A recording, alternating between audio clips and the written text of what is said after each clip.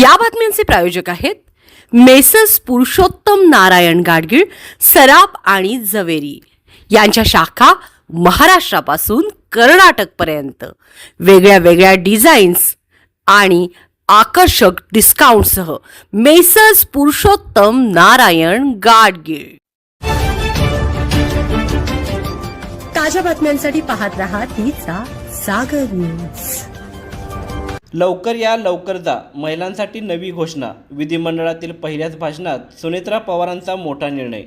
उपमुख्यमंत्री सुनेत्रा पवार यांनी आज विधान परिषदेत महिलांसाठी नव्या योजनेची घोषणा केली।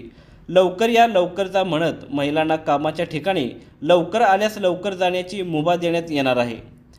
विधिमंडळातील आज सुनेत्रा पवारांचे पहिलेच भाषण होते। यावेळी त्यांनी सांगितले की आम्ही घोषणा करत आहोत की मुंबई महानगर क्षेत्रातील शासकीय कर्मचारी महिलांसाठी कम अर्ली गो अर्ली प्रणाली लागू करण्यात येत आहे। जागतिक महिला दिनाचे औचित्य साधत सुनेत्रा पवार यांच्याकडून राज्यातील सरकारी महिला कर्मचाऱ्यांसाठी ही योजना अंमलात आणण्यात आली।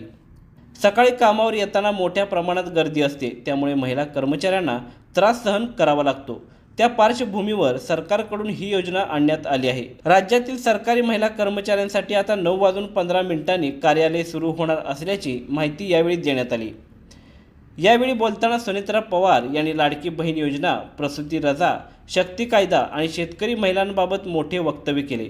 लाडकी बहीण योजनेमुळे महिला आर्थिकदृष्ट्या सक्षम झाल्याचे त्यांनी सांगितले। विधान परिषदेत निवेदन करताना अजित पवार यांच्या कामाचा उल्लेख करत सुनेत्रा पवार भावूक झाल्या होत्या।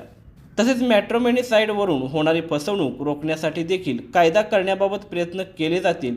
महिलांना 180 दिवसांची प्रसूती रजा मिळणार असल्याची घोषणाही त्यांनी यावेळी केली।